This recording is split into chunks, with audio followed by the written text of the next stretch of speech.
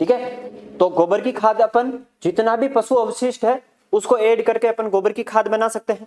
Next अपन इसमें बात करते हैं कि गोबर की खाद बनने में टाइम कितना लगता है, यहीं से अपन टॉपिक स्टार्ट करते हैं। ठीक है, तो लिखना बनने में समय, कितना समय लगता है बनने में, समय जो लगता है कितना लगता है, 2 से 3 माह का लगता है। कितना समय लगता है, 2 से 3 माह में गोबर की खाद बनकर क्या होती है, तैयार हो जाती है। भाई गोबर की खाद को अच्छी खासी सड़ने गड़ने में कितना टाइम लगता है, 2 से 3 महीने का समय लगता है। 2 से 3 महीने में ये अच्छी खासी सड़ करके तैयार हो जाती है। जब तैयार हो जाती है, तैयार होने के बाद अपन इसको क्या करते हैं, खेत में प्रयोग करते हैं। क्या करते हैं, खेत में प्रयोग करते हैं, खेत में प्रयोग। और कितना करते हैं, कब करते हैं खेत में प्रयोग, 1 माह पूर्व, बुआई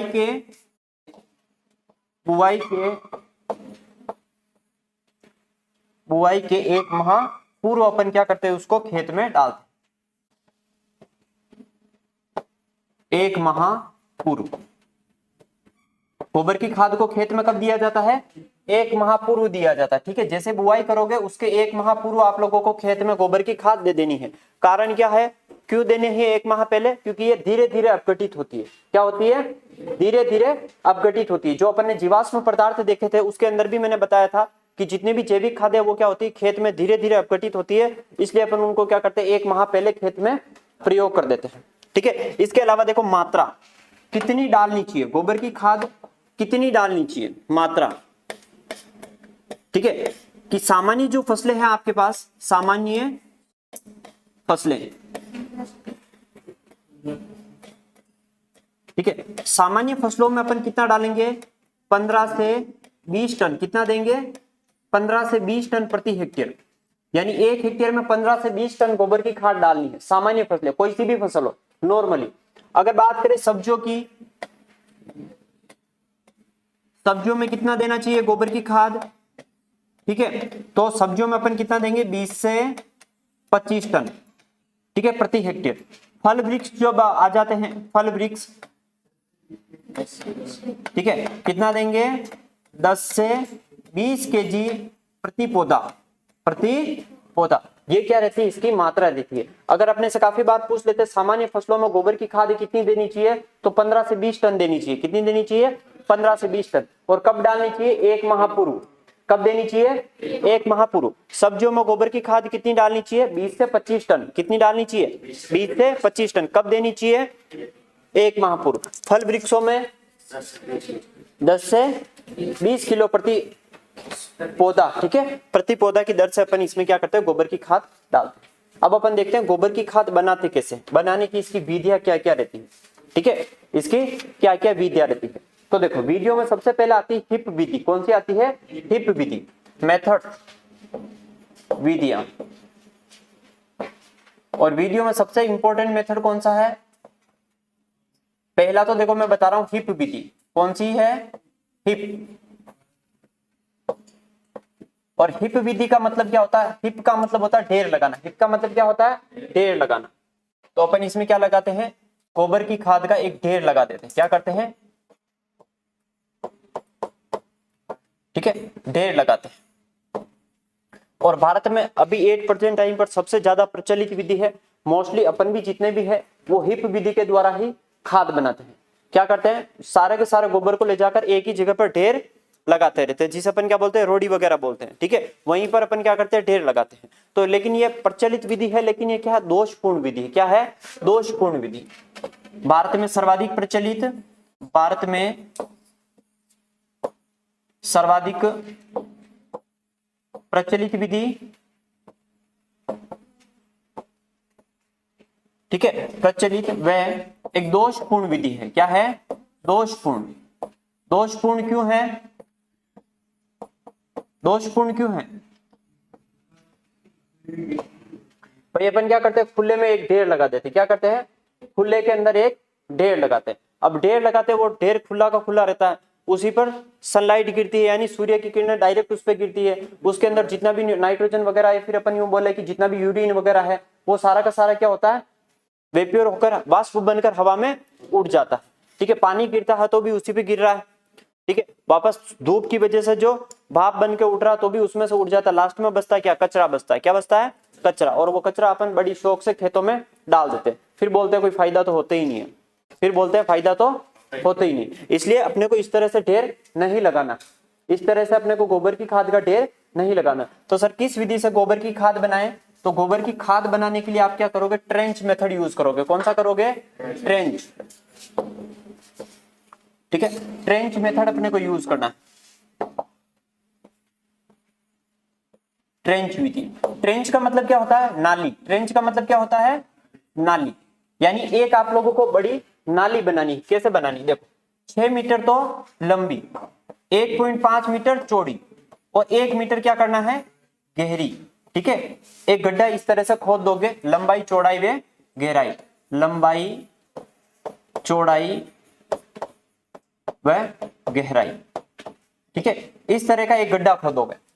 आप लोगों ने एक गड्ढा खोद दिया जिसकी लंबाई क्या रखी? 6 मीटर रखी, चौड़ाई क्या रखी? 1.5 मीटर रखी और गहराई क्या रखी?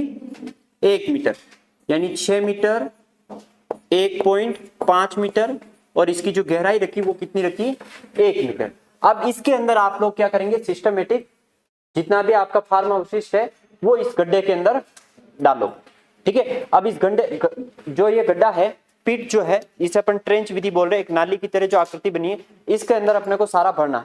ठीक है, भरने के बाद जैसे ही जमीन के बराबर आता है, जमीन से अपने को आधा 1 फीट ऊपर उठाना है। आधा 1 फीट ऊपर उठा के क्या करना है? फिर उसके ऊपर एक मिट्टी की परत बना देते हैं, उसके ऊपर मिट्टी की परत बनाकर उसको ढक देते हैं। ठीक है, ढक के 2 से 3 महीने के लिए अपन उसको एज इट इज छोड़ देते हैं। फिर 2 से 3 महीने में क्या होता है? वो डिकम्पोस्ट होकर किस में बदल जाता है? एक खाद के रूप में बदल जाता है, जिसे अपन क्या बोलते हैं? सही मायने में तैयार हुई गोबर की खाद। ठीक है, या फिर अपन यूं बोले कि रियल तरीके की गोबर की खाद होती है, जो वास्तविक गोबर की खाद होती है, वो क्या है? इस विधि से बनती है। इस विधि का जो अगर बात करें कि ये विधि किसने दी थी, तो CN आचार्य ने दी थी। किसने दी थी? CN आचार्य। ठीक है, CN आचार्य ने दी थी, जो गोबर की खाद बनाने की सर्वोत्तम विधि मानी जाती है। खाद बनाने की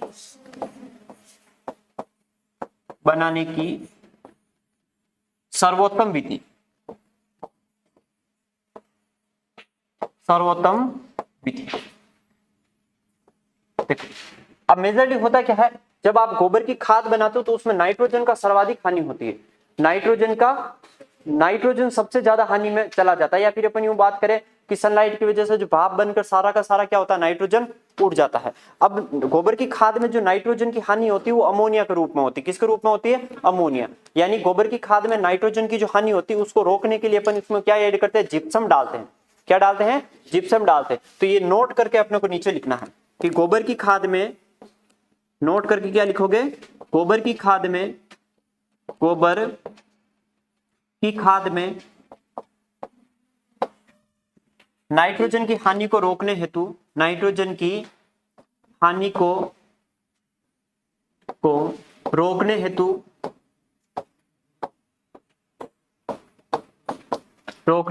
हेतु जिप्सम का प्रयोग करते हैं। जिप्सम का प्रयोग करते हैं। किसका प्रयोग करते हैं? जिप्सम का प्रयोग करते हैं। भाई जिप्सम का सूत्र पूछ लेता है काफी बार। क्या होता है जिप्सम का सूत्र? जिप्सम का सूत्र क्या होता है? जिप्सम, ठीक है, CaSO4 डॉट 2H2O। ठीक है, CaSO4 डॉट 2H2O। इसमें मेजरली क्या होता है? कैल्शियम होता है। ठीक है, और क्या होता है? सल्फर होता है। कैल्शियम कितना होता है? 29%। कितना होता है? 29%। और 18% के समथिंग क्या होता है? सल्फर होता है। ये दोनों चीजें ध्यान रखना। काफी जगह आप लोगों को कैल्शियम 23% दिखेगा, लेकिन 23% नहीं होता, ध्यान रखना। सल्फर की मात्रा होती है 18 से 23%। सल्फर की मात्रा कितनी होती है? 18 से 23। लेकिन काफी बुकें जो होती है इसमें कैल्शियम भी 23% दिखा देती है, कैल्शियम भी 23 दिखा दे, लेकिन जिप्सम के अंदर कैल्शियम 29% होता है। कितना होता है? 29 होता है। ठीक है, तो ये चीजें ध्यान रखना। तो ये जिप्सम भी आप लोगों का आया कि भाई जो गोबर की खाद बना रहे हो उसके अंदर नाइट्रोजन की सबसे ज्यादा हानि हो रही है, और उस नाइट्रोजन की हानि जो हो रही है अमोनिया के रूप में हो रही है। और अमोनिया क्या होता है? वाष्पशील होकर उड़ जाता है। तो अमोनिया की जो हानि हो रही है, उस अमोनिया की हानि को रोकने के लिए अपन क्या ऐड कर रहे हैं, जिप्सम मिला रहे हैं। क्या मिला रहे हैं, जिप्सम मिला रहे हैं। इसी के साथ देखो एक चीज कि गोबर की जो खाद है FYM के अंदर एनपीके कितना होता है, FYM सबसे इंपॉर्टेंट है इस चैप्टर का पोर्शन और सबसे ज्यादा बार पूछा जाता है। अनलिमिटेड बार पूछा गया है कि गोबर की खाद में नाइट्रोजन कितने प्रतिशत होती है, गोबर की खाद में फास्फोरस कितने प्रतिशत होती है, अनलिमिटेड बार पूछा है। तो अपन यहाँ क्या करेंगे, एनपीके रेशियो देखेंगे। एनपीके कितना होता है, 0.5, 0.25 और 0.5%। ये आप लोगों को सबसे इंपॉर्टेंटली ध्यान रखना है, सबसे इंपॉर्टेंट ध्यान रखना। आप इसको काफी बार आप लोगों के 0.2 भी दे दे तो भी आप लोग ध्यान रखना है ना भाई, 25 ना देकर वो क्या दे दे, 0.2 दे दे, फिर भी आप लोग थोड़ा ध्यान रखना। काफी बार पूछा जाता है कि गोबर की खाद के अंदर एनपीके कितना होता है, तो 0.5, 0.25 और 0.5। सीधा सा अगर आप इस तरह से याद रखो 5-2-5, 5-2-5 और पॉइंट अपने को आगे लगाना ही है, ठीक है, 5-2-5 सीधा सा ध्यान रखना, हो जाएगा ये। चलिए एक बार नोट कर लीजिए। तो ये तो कोई इंपॉर्टेंट है नहीं, इसमें तो कोई दिक्कत है ही नहीं अपने को, यहां से लिख लीजिए। गोबर की खाद बनने में कितना समय लगता है, FIM बनने में कितना समय लगेगा, 2 से 3 महीने का समय लगेगा। गोबर की खाद को खेत में कब डालेंगे, बुआई के 1 माह पूर्व, क्योंकि धीरे धीरे अपघटित होती है तो अपन 1 माह पूर्व अपन खेत में प्रयोग कर लेते हैं। कितनी मात्रा में डाला जाता है, तो सामान्य जो फसलें होती है उनमें 15 से 20 टन, सब्जियों के अंदर 20 से 25 टन, फल वृक्षों में 10 से 15 किलो, 10 से 20 किलो प्रति पौधा अपन इसमें अप्लाई करते हैं, ठीक है। कॉमन चीजें हैं इसमें, कोई ज्यादा, हाँ किलो प्रति पौधा, ये किलो में लेंगे बाकी टन में लेंगे, ठीक है। फल वृक्ष में एक एक पौधे का काउंट करते हैं, हेक्टेयर में काउंट नहीं करते, एक एक पौधे का, क्योंकि इसमें क्या होता है, एक एक पौधे का काउंट करने का मतलब ये होता है क्योंकि पौधे के बीच में डिस्टेंस काफी ज्यादा रहती है। जैसे आम आप लोगों ने लगा रखा है, अब 10 मीटर का गैप है, एक पौधे से दूसरे पौधे में कितना गैप है, 10 मीटर का। तो अब पूरे हेक्टेयर में बिखेर के क्या करें, पूरे हेक्टेयर में बिखेर के क्या करें, जरूरत ही नहीं है अपने को देना, कहाँ डायरेक्ट पौधों की जड़ों में डालना है। तो अपन क्या करेंगे, 10 से 20 किलो प्रति पौधे के हिसाब से अपन वहां अप्लाई करें। हाँ ये टन में है। सामान्य फसलों में, क्योंकि सामान्य फसलें जो बोते हैं वो भी इनकी स्पेसिंग कम रहती है, तो अपने को पूरे खेत में देना, ठीक है। अगर आप बाई चांस एक एक पौधे में डालते हो तो भी पूरे खेत में बिखर रहा हो तो, ठीक है। तो थोड़ा ध्यान रखना, सब्जियों में भी अपन पूरे खेत में देंगे, कितना देंगे, 20 से 25 टन, और फल वृक्षों में 10 से 20 किलो देंगे। हाँ नॉर्मली, हाँ क्योंकि ये क्या करती है, कार्बनिक पदार्थ बढ़ा रही है, क्या कर रही है, कार्बनिक पदार्थ बढ़ा रही है, तो उसमें कोई मेंशन है नहीं, क्योंकि नाइट्रोजन अगर ज्यादा होता, अगर इनमें पोषक तत्व ज्यादा होता, तब अपने को सोचना पड़ता है कि अपन इतना दे कि नहीं दे, क्योंकि इसमें कोई फर्क नहीं पड़ रहा, ठीक है। कार्बनिक पदार्थ बढ़ाएगी, कार्बनिक पदार्थ से फिर आपको नाइट्रोजन मिलेगी। इसलिए देखो यहाँ पर हिप विधि बनाने की विधिया कौन सी, हिप, हिप का मतलब होता है ढेर, हिप का मतलब क्या होता है, ढेर, ठीक है। भारत में सर्वाधिक प्रचलित विधि है और दोषपूर्ण विधि है। सीधा सा इस तरह का एक ढेर लगा देते हैं अपन, ठीक है, इस तरह का एक अपन ढेर लगा देते हैं, ठीक है, रोड़ी की तरह। और ये दोषपूर्ण विधि है क्योंकि सारी की सारी इसी पर, प्रकाश भी इसी पर पड़ेगा, पानी भी इसी पर पड़ेगा, और वो सारा का सारा क्या होता है, उड़ जाता है। तो एक दोषपूर्ण विधि मानी जाती है। हालांकि भारत में सबसे ज्यादा इसी टाइम यही यूज कर रहे हैं, ठीक है, लेकिन फिर भी क्या है, दोषपूर्ण है। तो आप लोगों को समझाना है लोगों को कि इस तरह से गोबर की खाद नहीं बनाए, इस तरह से गोबर की खाद नहीं बनानी। इसके अलावा ट्रेंच विधि जो CN, हाँ CN आचार्य ने, पीछे करूं, CN आचार्य ने दी थी,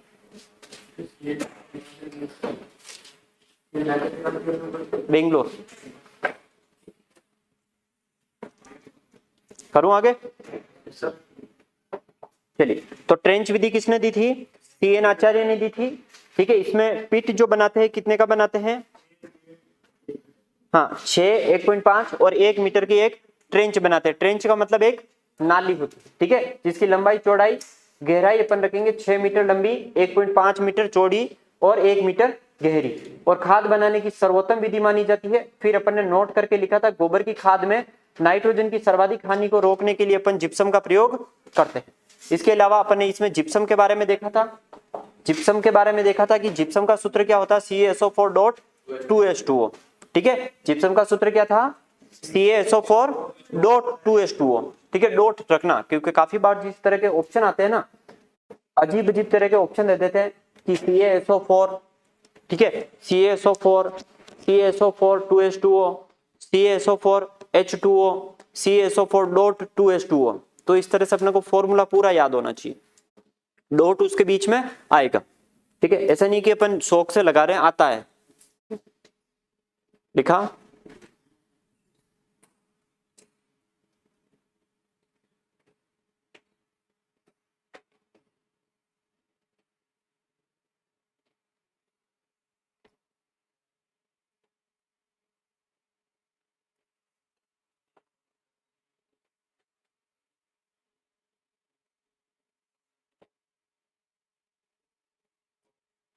नेक्स्ट करें, चलिए। फिर FIM में NPK कितना होता है?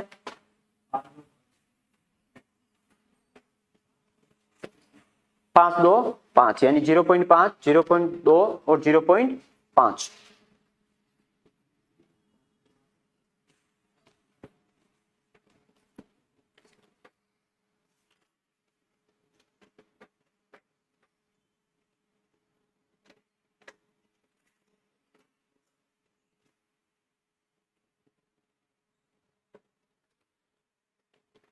करें नेक्स्ट।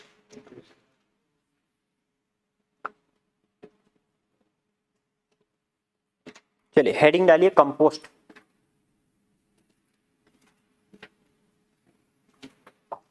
हेडिंग क्या डालोगे? कंपोस्ट।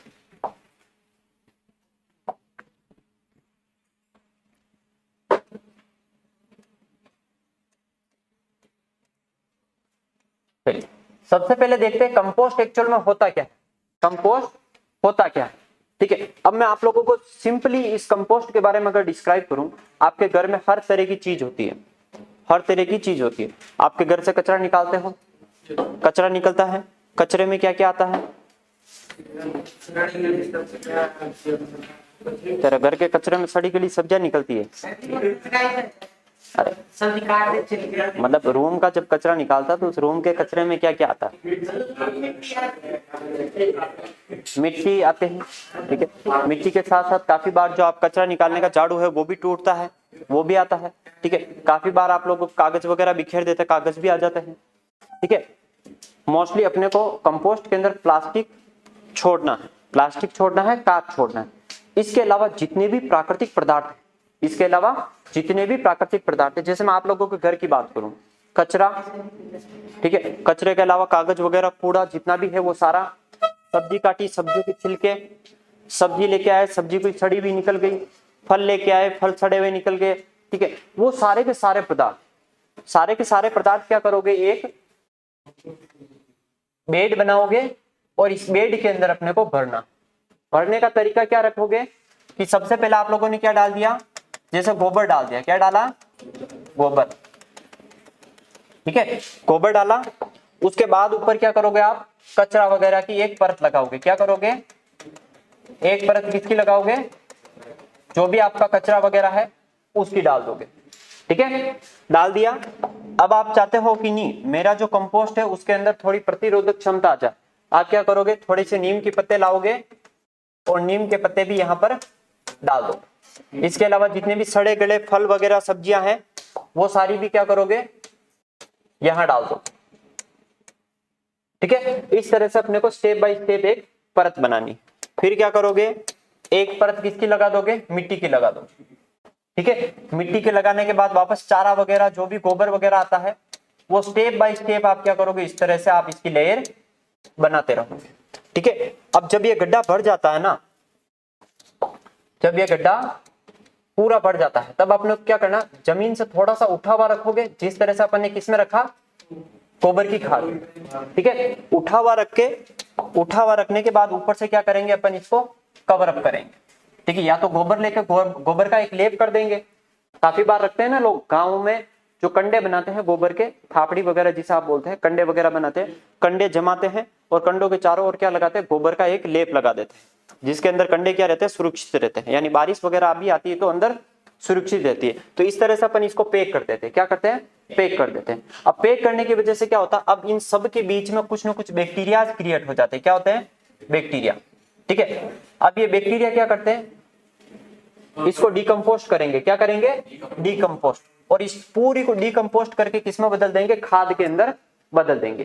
ठीक है, अब एक्चुअल में अपन यहाँ देखें तो एक जैव रासायनिक क्रिया हो रही है, बायोकेमिकल चेंजेस आते हैं। कैसे आते हैं बायोकेमिकल चेंजेस? क्योंकि सड़ी गड़ी सब्जियां वगैरह आप लोगों ने ऐड की, यानी जितना भी वेस्ट मटेरियल आप लोगों ने डाला उसकी वजह से क्या होता है? बायोलॉजिकल रिएक्शंस होती है, या फिर अपन यूं बोले कुछ बैक्टीरिया पनपते हैं। क्योंकि जाहिर सी बात है, जहां सड़न होगी वहां पर सूक्ष्म जीव तो पनपेंगे, और वो सूक्ष्म जीव क्या करते हैं? इसको डिकम्पोस्ट कर देंगे। क्या करते हैं?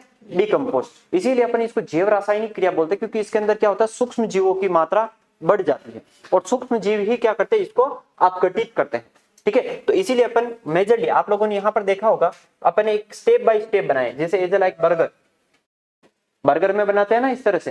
तो हालांकि बर्गर में गोबर नहीं डालते, लेकिन फिर भी अपन क्या करते हैं? इस तरह से एक परतें बनाते हैं ना किसकी? हाँ, टमाटर प्याज वगैरह जो भी। तो सेम चीजें इसमें भी अपन क्या करेंगे? Step by step. ऐसा नहीं कि सारी चीजें मिक्स करके एक साथ डाल दी, ऐसा नहीं करते। ठीक है, एक स्टेप बाय सिस्टमेटिक आप लोगों को इसके अंदर सेट करना है। काफी बार घरों के अंदर बाल्टियों के अंदर भी ये कंपोस्ट बनाते हैं। बाल्टियों में भी क्या करते हैं? बाल्टियों में भी इसी तरह से सेट करके रख देते हैं और उसको डिकम्पोस्ट होने के लिए छोड़ देते हैं। इसका कंपोस्ट की जो अगर आप लोगों को यूनिट देखनी हो, कभी आप लोग इधर सागवाड़ा की तरफ डूंगरपुर जाओ, डूंगरपुर से बाहर जाना सागवाड़ा की तरफ, ठीक है, सिमलवाड़ा की तरफ जाना, आप लोगों को वहां पर यूनिट मिलेगी उसकी। हालांकि बदबू आती है, क्योंकि डिकम्पोस्ट होगा तो बदबू तो आना स्वाभाविक है भाई। अंदर सड़न पैदा होगी, और सड़न की वजह से डिकम्पोस्ट होता है, तो सड़न पैदा होगी तो बदबू तो आएगी। लेकिन बदबू आने एक हद तक की आती है, 2 से 3 महीने में ये बनकर तैयार हो जाती है। ठीक है, 2 से 3 महीने में बनकर तैयार हो रही है। उसके बाद क्या होती है? स्मेल, खुशबू आने लग जाती है। जो बदबू होती है इसकी गायब हो जाती है, क्योंकि अच्छी तरह से जब ये सड़ जाती है तो खुशबू आने लग जाती है। ठीक है, तो सबसे पहले देखो कि कंपोस्ट होता क्या है, कंपोस्ट क्या होता है, इसके बारे में अपन चर्चा करते हैं। तो कंपोस्ट जो है, कंपोस्ट बनाने की क्रिया को क्या बोलते हैं? कंपोस्टिंग बोलते हैं। क्या बोलते हैं? कंपोस्टिंग। ठीक है, और अब इस कंपोस्टिंग के बारे में देखें तो कंपोस्टिंग क्या है? एक जैव रासायनिक प्रक्रिया है। ठीक है, कंपोस्ट एक जैव रासायनिक प्रक्रिया है, जैव रासायनिक प्रक्रिया है जिसमें वाईबी है, अवाईबी है, वाईबी है, वह अवाईबी है, जीवाणु द्वारा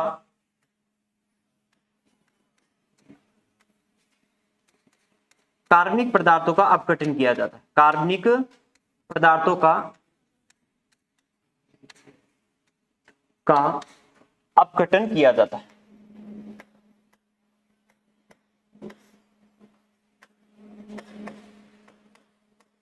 ठीक है, अब इस तरह से इसमें इस डेफिनेशन से 2-3 तरह के क्वेश्चन बनते हैं। कंपोस्ट है तो जैव रासायनिक प्रक्रिया है। क्या है? एक जैव रासायनिक प्रक्रिया जिसके अंदर क्या आते हैं? जीवाणु आते हैं। क्या आते हैं? जीवाणु। और जीवाणु किस दिशा में काम करते हैं? जीवाणु किस दिशा में काम करते हैं? एक तो एरोबिक और अनएरोबिक। एरोबिक यानी जहां पर वायु का संचार अच्छा होता है, अनएरोबिक यानी जहां पर वायु का संचार नहीं होता। अगर आप इसको खुला रख रहे हैं तो क्या होगा? ये वायु का संचार बना रहेगा, यानी वायवीय स्थिति में, जिसमें वायु आसानी से घुस सके और वायु निकल सके, वो कौन सी होगी? वायवीय स्थिति। तो वायवीय स्थिति में, और एक आप अगर इसको पैक कर देते हैं ऊपर से, तो वो कौन सी स्थिति बन जाती है? अवायवीय, यानी उसके अंदर हवा नहीं घुस रही। जैसा आपका जो रूम है किस स्थिति में है अभी? अवायवीय स्थिति में, क्योंकि यहाँ पर बाहर से हवा बिल्कुल नहीं आ रही। यदि आप जस्ट इस रूम से बाहर निकल के चले जाए, इस गेट के बाहर ही खड़े हो जाए सपोज दैट, ठीक है, तो वहां पर हवा आती है, तो वो क्या है? वायवीय स्थिति। जहां पर हवा आ रही है वो क्या है? वायवीय स्थिति। और जहां पर हवा नहीं आ रही वो क्या है? अवायवीय स्थिति। तो ये जो बैक्टीरियाज है, ये जो जीवाणु है, ये दोनों स्थिति में काम करते हैं। वायवीय स्थिति में भी काम करते हैं और अवायवीय स्थिति में भी काम करते हैं। यानी आप उसको पैक नहीं करोगे तो भी काम करेंगे और पैक कर दोगे तो भी काम करेंगे। उस कंडीशन में ये क्या करता है, कार्बनिक पदार्थों का क्या करते हैं, अपघटन करते हैं। अपघटन का मतलब उनको सड़ा देते हैं। क्या करते हैं, सड़ा देते हैं। सड़ाकर किसी खाद में परिवर्तित कर देते हैं। सड़ाकर क्या करते हैं, किसी खाद में परिवर्तित कर देते हैं। और जो खाद बनती है उसे अपन क्या बोलते हैं, कंपोस्ट बोलते हैं। क्या बोलते हैं, कंपोस्ट। तो कंपोस्ट क्या है, एक जैव रासायनिक प्रक्रिया है। कंपोस्ट क्या है, एक जैव रासायनिक प्रक्रिया है जिसके अंदर वायवीय और अवायवीय जीवाणुओं द्वारा कार्बनिक पदार्थों का अपघटन किया जाता है। भाई कार्बनिक पदार्थों का अपघटन कौन करता है, जीवाणु। आप इनडायरेक्ट भी बोल सकते हैं कि जीवाणुओं द्वारा कार्बनिक पदार्थों का अपघटन किया जाता है। अब इस तरह से काफी बार एक डेफिनेशन पूछी जाती है कि किस प्रक्रिया के अंदर ठीक है जीवाणु कार्बनिक पदार्थों का अपघटन करते हैं। वायवीय व अवायवीय दशा में जीवाणु जो है कार्बनिक पदार्थों का अपघटन करते हैं। तो वो क्या प्रक्रिया है, कंपोस्टिंग। कंपोस्ट बनने की जो क्रिया होती है उसे अपन क्या बोल रहे हैं, कंपोस्टिंग बोल रहे हैं। भाई सीधी सी बात है ना, कंपोस्टिंग। कंपोस्ट क्या है, एक पदार्थ है और कंपोस्टिंग क्या है, उसके बनने का तरीका। तो बनने का तरीका क्या है, कंपोस्ट एक जैव रासायनिक प्रक्रिया है जिसमें वायवीय व अवायवीय जीवाणु द्वारा कार्बनिक पदार्थों का अपघटन किया जाता है। इसके अलावा देखो कंपोस्ट बनने में समय कितना लगता है, समय कितना लगेगा, 2 से 3 माह। भाई जितने भी आपके कार्बनिक पदार्थ है वो 2 से 3 माह में अपघटित हो जाएंगे।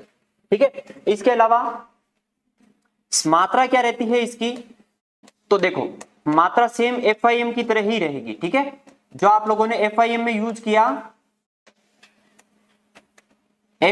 यूज किया वही मात्रा अपनी को इसमें ऐड करनी है। जैसे सामान्य फसलों के अंदर कितना दिया, सामान्य फसलों के अंदर 15 से 20, ठीक है, सब्जियों के अंदर 20 से 25, ठीक है, और फल वृक्षों में 10 से 20 किलो, यही मात्रा अपन इसमें लेंगे। लेकिन फर्क इसमें आ जाता है NPK का। किसका आ जाता है, NPK का। यानी इसके अंदर NPK कितने होंगे,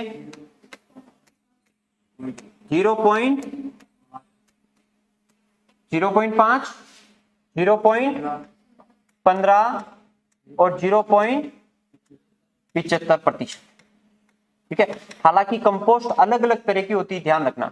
शहरी कंपोस्ट अलग होती है, देहात कंपोस्ट अलग होती है। शहरी कंपोस्ट के अंदर जितना भी अपना घरेलू जो कूड़ा करकट है वही लेंगे, हाँ गटर वगैरह वो सारी चीजें अपन यूज करेंगे। और जो देहात यानी गांवों की जो कंपोस्ट होती है उसके अंदर आप गोबर वगैरह वो भी चीज ऐड करोगे। तो ये दोनों अलग अलग होती है, दोनों में नाइट्रोजन अलग अलग होता है। लेकिन हालांकि अपने को यही ऑथेंटिक है, यही याद करना है। क्या याद करना है, 0.5, 0.15, 0.75। यानी इसके अंदर पोटास क्या होता है, पोटास थोड़ा ज्यादा रहता है।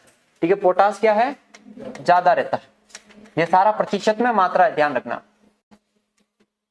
सारी मात्रा किसमें है, प्रतिशत में है। ठीक है, इसके अलावा इसकी विधियां इंपॉर्टेंट होती है, इसकी विधियां।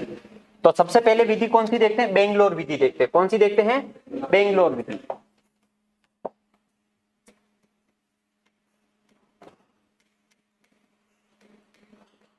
बेंगलोर विधि, ठीक है। अब ये बेंगलोर विधि किसने दी, CN आचार्य ने दी थी। किसने दी थी, CN आचार्य। यानी आप लोग ये समझ गए होंगे कि CN आचार्य भी कहां से संबंधित है, बेंगलोर से। और ये विधि भी कहां विकसित हुई, बेंगलोर के अंदर हुई। तो ये जो कंपोस्ट बनाने की सर्वोत्तम विधि मानी जाती है, कंपोस्ट बनाने की सर्वोत्तम विधि, कंपोस्ट बनाने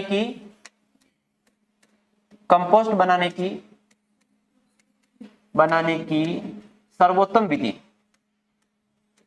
सर्वोत्तम विधि। क्यों बोलते हैं इसको सर्वोत्तम विधि, देखो इसमें क्या है, एक तो जिस तरह से आप लोगों ने कंपोस्ट को सेट किया, कंपोस्ट को इस तरह से सेट किया, इसमें बार बार कंपोस्ट की पलटाई नहीं करनी पड़ती। कंपोस्ट की आप लोगों को पलटाई नहीं करनी पड़ती और ना ऊपर से पानी डालने की जरूरत होती है। यानी आप ऊपर जब इसको ढक रहे हैं, ऊपर से आप इसको ढक रहे हैं, तो आप इसमें क्या करोगे, बोरी वगैरह जो होती है ना, टाट वगैरह, उसको गीला करके ढक दोगे। क्या करोगे, उसको गीला करोगे और ढक दोगे। और जब भी आप लोगों को लगे कि बोरी के टाट वगैरह सूख गए हैं तो उसी के ऊपर अपने को पानी थोड़ा सा छिड़कना रहता है। ठीक है, ये कंडीशन इसमें रहती है। लेकिन काफी विधियां ऐसी आती है जिसके अंदर क्या करना पड़ता है, समय समय पर कंपोस्ट को अपने को पलटना पड़ता है। क्या करना पड़ता है, पलटना पड़ता है। पलटना क्यों पड़ता है, क्योंकि डिकम्पोजिशन के लिए। पलटना क्यों पड़ता है, डिकम्पोजिशन के लिए। आप हलवा बनाते हो तो बार बार उसको पलटाई करते हैं, क्यों करते हैं? ताकि हर तरीके से वो सीख जाए, हर तरीके से वो पूरा सीख जाए। बाकी ऊपर से सीख जाएगा, नीचे से सीख गया, ऊपर से क्या होगा, कच्चा रहेगा, और नीचे से ज्यादा सीख गया तो जल जाएगा।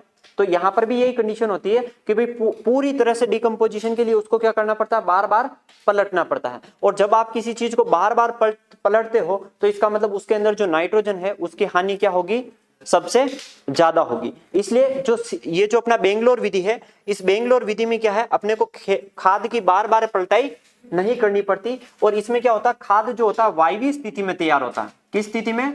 खाद वायवीय स्थिति में, वायवीय, ठीक है, वायवीय स्थिति में तैयार होता है। कैसे? इसकी जो बेड बनती है, इसकी जो बेड बनती है वो क्या बनती है, ईंटों की बनती है। किसकी बनती है? ईंटों की। अब ईंटों की जमीन में तो बनेगी नहीं, कहां बनेगी, जमीन के ऊपर। काफी बार आप लोगों ने देखा होगा ना, घरों के ऊपर अपन टंकी बनाते हैं पानी की, उसी तरह की एक टंकी अपने को यहाँ पर बनानी है। बस टंकी में करना क्या है, ईंटें जो लगानी है वो ईंटें कैसे लगानी है, जैसे ये एक ईंट लगाई, ठीक है, एक ईंट की जगह छोड़ दो, समझ में आया कुछ? एक ईंट लगाई, एक ईंट की जगह छोड़ दी, वापस एक ईंट लगाई, एक ईंट की जगह छोड़ दी। इस तरह से मतलब छेद रखते हैं, इसके अंदर क्या रखते हैं अपन, छेद रखते हैं। और फिर इस तरह से अपन इसको क्या करते हैं, पूरी टंकी को इस तरह से अपन बना देते हैं। हाँ, अवायवीय स्थिति, वायवीय स्थिति होती है इसमें, क्योंकि अवायवीय स्थिति करवाए इंदौर में वायवीय, क्यों? इसके अंदर जो ट्रेंच बनती है, एक्चुअल में इसके अंदर जो ट्रेंच बनती है उसमें क्या होता है, ईंटों की बनती है। किसकी बनती है? ईंटों की। कोई दिक्कत नहीं है, आपकी जो बुक कह रही है उसको फॉलो कर लेना। हालांकि इसमें वायवीय स्थिति बनती है वो मैं एक्सप्लेन कर रहा हूँ, ठीक है। इसमें अभी कर लेना अवायवीय स्थिति कर लेना, ठीक है। अवायवीय स्थिति में ये तैयार होगी, ठीक है। इसका अपन करते हैं, बाकी इसका जो तरीका है वो मैं बता रहा हूँ, ठीक है। यहाँ देखिए, ये इसकी इस तरह से बेड बनाई अपन ने। उस बेड में क्या करते हैं, जैसे ये एक ईंट लगी यहाँ पर, ये ईंट छोड़ दी, ठीक है।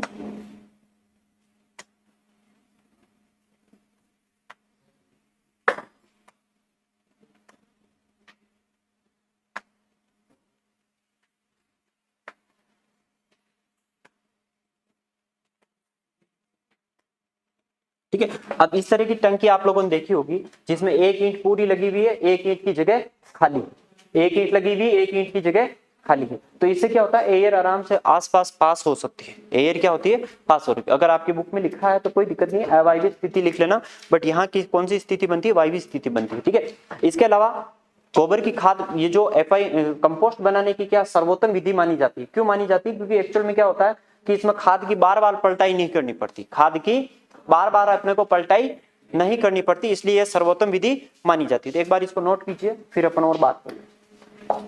ये लिख लिया था पीछे का, और लिखना था, डेफिनेशन लिख लो इसकी, फिर बात करते हैं।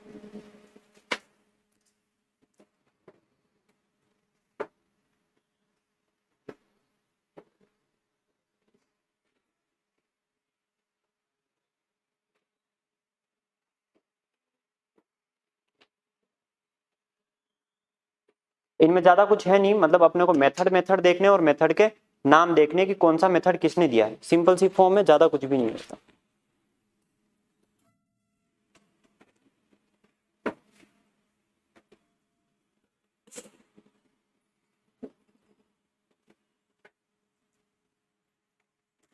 इसमें पहले मैंने क्या लिखवा रखा था, अवायवीय स्थिति नहीं लिखा है, अवायवीय स्थिति कर लेना।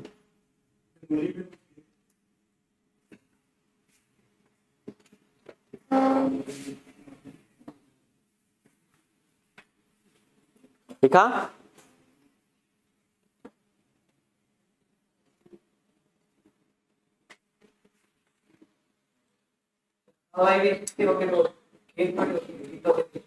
वही तो मैं कह रहा हूँ,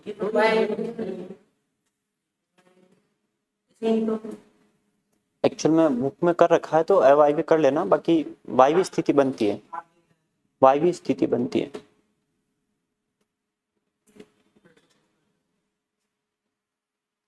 वायवीय स्थिति तो बनेगी, एयर साइड साइड में पास होगी तो वायवीय स्थिति तो बनने स्वाभाविक है। और कोई दिक्कत नहीं, मैं आईसीआर वाली बुक में देख लूंगा, है ना।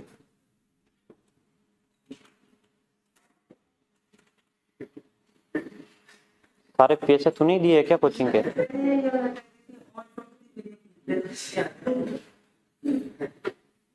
अभी इस पूरी टेबल का खर्चा तेरा है।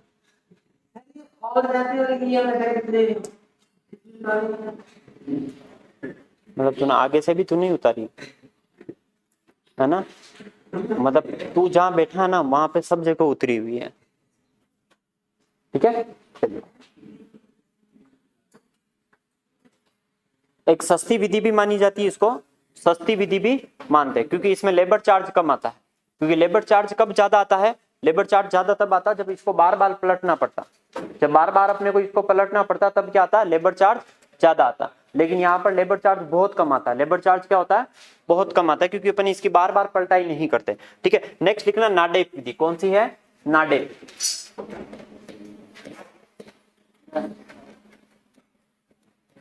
अब एक्चुअल में ये नाडेप विधि पूरे भारत में प्रचलित नहीं है, सिर्फ महाराष्ट्र में प्रचलित है। और ये विधि देने वाला भी कौन था? महाराष्ट्र के नाडेप काका, इन्होंने ये विधि दी थी और इन्हीं के नाम पर क्या है, ये विधि का नाम रखा गया महाराष्ट्र के नाडेप काका द्वारा। ठीक है, नॉर्मल मेथड है, सेम जैसे अपन कॉमन तरीके से मेथड तैयार करते हैं उसी तरीके से किया जाता है। एक आती है इंदौर विधि। इंदौर विधि, इंदौर विधि किसने दी थी? Howard and Yashwant D Wad.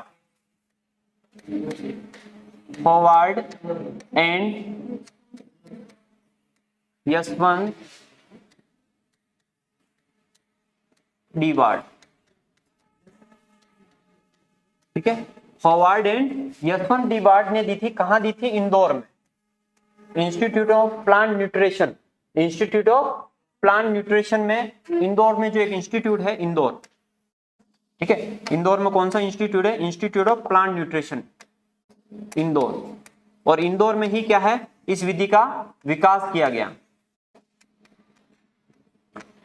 ठीक है, इंदौर में ही इस विधि को विकसित किया गया। ठीक है, खाद बनाने की एक दोषपूर्ण विधि है, कंपोस्ट बनाने की महंगी व दोषपूर्ण विधि। दोषपूर्ण विधि क्यों है दोषपूर्ण? क्योंकि इसके अंदर क्या है, खाद की बार बार पलटाई करनी पड़ती है, कंपोस्ट की बार बार पलटाई करनी पड़ती है, कंपोस्ट की बार बार पलटाई, ठीक है, करनी पड़ती है।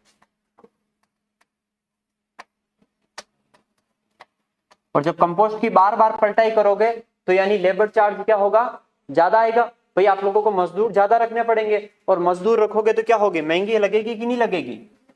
ठीक है, मजदूर ज्यादा रखेंगे तो महंगी लगना स्वाभाविक है। तो इसमें यह होता है कि इसमें कंपोस्ट की बार बार पलटाई करनी पड़ती। क्या करनी पड़ती? कंपोस्ट की बार बार पलटाई करनी पड़ती, जिससे क्या होती? महंगी विधि मानी जाती। ठीक है, कॉमन चीज है, ज्यादा इसमें ऐसा कुछ है नहीं।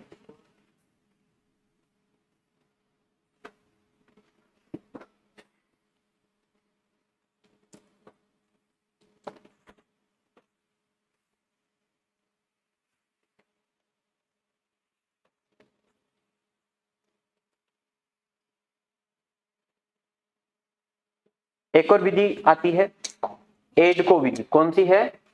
एडको। चौथे जो प्रकार की विधि है एडको विधि। अब ये विधि भारत में प्रचलित नहीं है, ये कहां है? विदेशों में प्रचलित है। बस इसमें फर्क क्या है? फर्क इतना है, इसमें गोबर की जगह अपन क्या यूज करते हैं? गोबर की जगह अपन क्या लेते हैं? एडको पाउडर लेते हैं।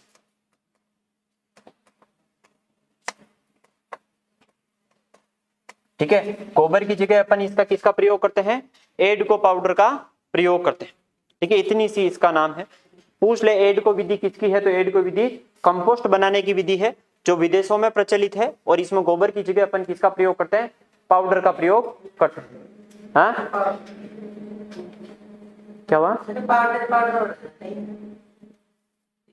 हाँ पाउडर नहीं, इसमें आप दूसरी चीज तो डालोगे, दूसरी चीज तो डालोगे। जैसे आप लोगों को अवशिष्ट जो डालना वो तो डालोगे, लेकिन गोबर की जगह अपन इसमें क्या करते हैं, पाउडर का प्रयोग करते हैं। भाई हल्का सा नमी युक्त पाउडर होता है, उस पाउडर का यूज कर लेते हैं, वो क्या करता है, डिकम्पोजिशन का काम करवाता है।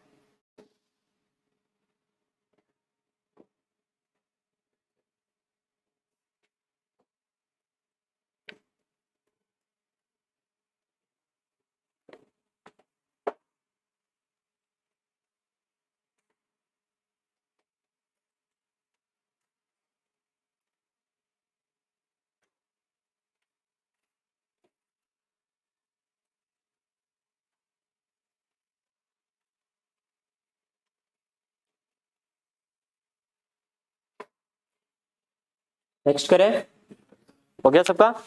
चलिए हेडिंग डालिए वर्मी कंपोस्ट।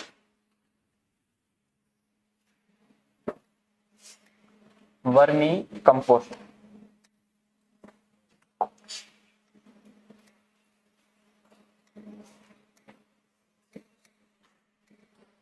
भैया वर्मी कंपोस्ट में सीधा सा फर्क इतना आ गया इस वर्म का, किसका आ गया, वर्म। और वर्म मतलब क्या होता है, केंचुए। ठीक है, वर्म का मतलब क्या होता है, केंचुए। यानी केंचुओं के द्वारा जितने भी अपना कार्बनिक पदार्थ है, केंचुए द्वारा जितना भी कार्बनिक पदार्थ है, केंचुए क्या करते हैं, इन कार्बनिक पदार्थों को खाते हैं, पचाते हैं, और उनका जो मल आता है उस मल से अपन क्या बोलते हैं, उस मल को अपन क्या बोलते हैं, खाद बोलते हैं। तो इसकी डेफिनेशन में इतना सा अपन लिख सकते हैं कि केंचुए द्वारा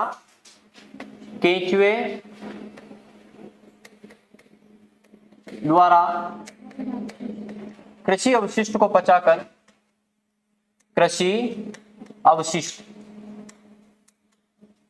अवशिष्ट यानी खेती के जितने भी आप लोगों को अवशिष्ट प्राप्त हो रहे, चारा वगैरह, मिट्टी वगैरह, गोबर वगैरह, ठीक है, कृषि अवशिष्ट को पचाकर,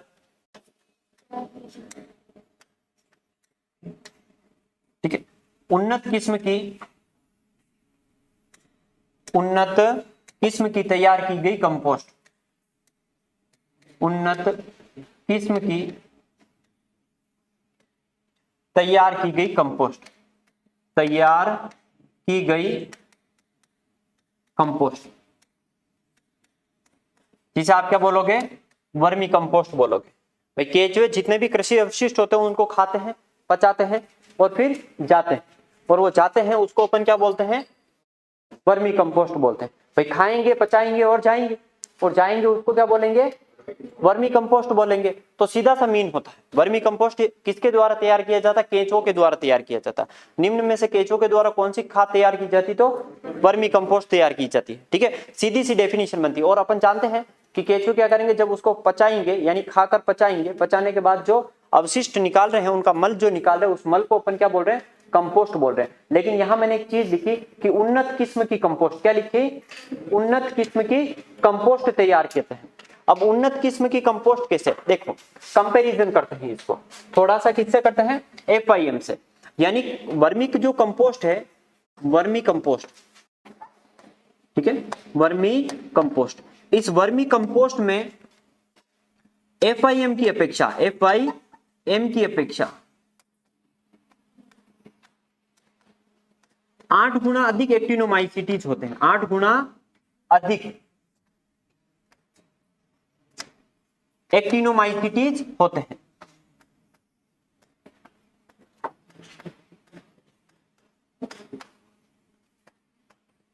एक्टिनोमाइसीटीज होते हैं जो पौधे की वृद्धि में सहायक होते हैं, जो पौधे की वृद्धि में सहायक होते हैं। भाई एक्टिनोमाइसीटीज देखे कभी, लेकिन फील किया है, बताऊं कब, मानसून के टाइम पर जब पहली बारिश आती है और उसके बाद जमीन पे जो खुशबू आती है वो किसकी वजह से आती है, एक्टिनोमाइसीटीज की वजह से आती है। ये काफी अच्छा क्वेश्चन है, नॉलेजेबल क्वेश्चन है कि बारिश के बाद जो प्रथम बारिश जो आती है, और जैसे प्रथम बारिश जो आ रही है, प्रथम बारिश के बाद जो जमीन से जो एक भीनी भीनी सी खुशबू आती है, उसे अपन क्या बोलते हैं, एक्टिनोमाइसीटीज की खुशबू होती है। ठीक है, ये एक्टिनोमाइसीटीज माइक्रो ऑर्गेनिज्म नहीं, सूक्ष्म जीव होते हैं। क्या होते हैं, सूक्ष्म जीव होते हैं, जो मृदा के अंदर रहते हैं, मृदा की उर्वरक क्षमता को बढ़ाते हैं और पौधों की वृद्धि के लिए सहायक होते हैं। इसके अलावा इसमें जो इंपॉर्टेंट पॉइंट है, ये केंचुए, ये जितने भी वर्म है, ठीक है।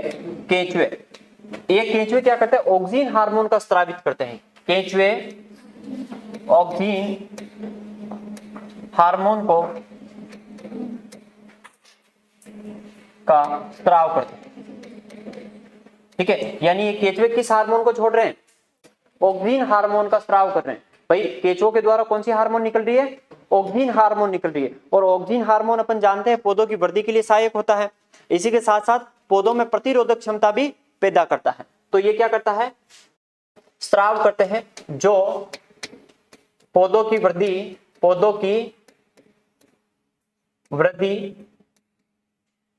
व प्रतिरोधक क्षमता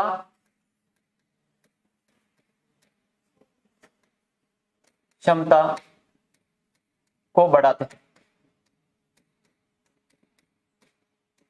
प्रतिरोधक क्षमता को क्या करते हैं, बढ़ाते हैं। ठीक है, इंपॉर्टेंट पॉइंट है कि केंचुए कौन से हार्मोन का स्रावित करते हैं, तो केंचुए ऑक्सीन हार्मोन को स्रावित करते हैं। किसका स्रावित करते हैं, ऑक्सीन हार्मोन का स्रावित करते हैं। जो ऑक्सीन हार्मोन क्या करता है, पौधों की वृद्धि भी बढ़ाता है और पौधों की वृद्धि के साथ साथ क्या करता है, प्रतिरोधक क्षमता भी बढ़ाता है। ये इंपॉर्टेंट है। भाई कौन सा हार्मोन देता है, ऑक्सीन हार्मोन देता है। और FIM की अपेक्षा वर्मी कंपोस्ट के अंदर कितने गुना अधिक एक्टिनोमाइसिटीज होते हैं, 8 गुना अधिक एक्टिनोमाइसिटीज होते हैं, तो पौधे की वृद्धि के लिए सहायक होता है। इट मींस यहाँ आप लोग समझ गए होंगे कि गोबर की खाद की अपेक्षा आप लोगों को वर्मी कंपोस्ट ज्यादा उपयोगी है, वर्मी कंपोस्ट ज्यादा उपयोगी है। अब यहाँ देखो, वर्मी कंपोस्ट से अपने को 2 चीजें प्राप्त होती है। ठीक है, एक तो आप लोगों को मिलती है खाद, क्या मिलती है, खाद। जिस खाद को आप क्या बोल रहे हैं, वर्मी कंपोस्ट बोल रहे हैं। क्या बोल रहे हैं, वर्मी कंपोस्ट। लेकिन कंपोस्ट की जो बेड होती है, जैसे मैं ये बेड बना रहा हूं, कंपोस्ट की क्या बनाई, बेड। ठीक है, इस बेड के अंदर ये आप लोगों का कंपोस्ट भरा हुआ है और यहां पर एक पाइप लगी रहती है। यहां पर क्या लगाई रहती है, पाइप, और इस पाइप के नीचे एक मटका वगैरह रख देते हैं। ठीक है, अब इससे क्या होता है, पानी का रिसाव होता है। इस खाद से क्या होता है, पानी का रिसाव होता है। ठीक है, जल स्रावित होता है, या फिर अपन यूं बोले केंचुए भी क्या करता है, ऑक्सीजन को स्रावित करते हैं। केंचुए भी क्या करते हैं, ऑक्सीजन को स्रावित करते हैं, और वो ऑक्सीजन कहाँ जाता है, खाद में मिलता है। और अब उस खाद को नम रखने के लिए अपन क्या करते हैं, ऊपर से पानी का छिड़काव करते हैं। तो पानी का छिड़काव करते तो ये सारा पानी छन छन के क्या है, इस मटके में इकट्ठा होता है। इस मटके में जो पानी इकट्ठा हो रहा है, इसको अपन क्या बोलते हैं, वर्मी वॉश बोलते हैं। क्या बोलते हैं, वर्मी वॉश।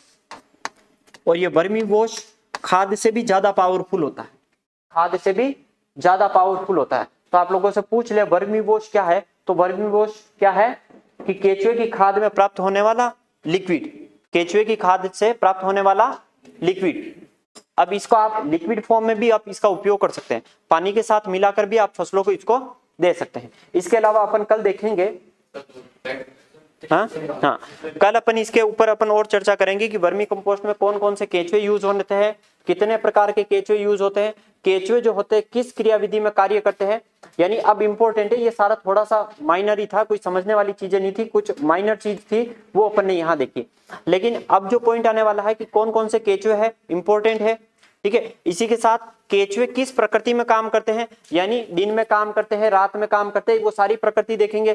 किस टेम्परेचर पे काम करते हैं, किस नमी पे काम करते हैं, कौन कौन सी स्पीसीज है, कौन कौन सी स्पीसीज भारत में यूज की जाती है। ठीक है, कौन सी इंपॉर्टेंट स्पीसीज है, वो सारी चीजें अपन इसमें देखने वाले हैं। फिर लास्ट में अपन क्या देखेंगे कि वर्मी कंपोस्ट का अपन उपयोग कितना करते हैं। ठीक है, फिर अपन उसके अपन टॉपिक को खत्म करेंगे। आज के लिए इतना ही, थैंक यू सो मच।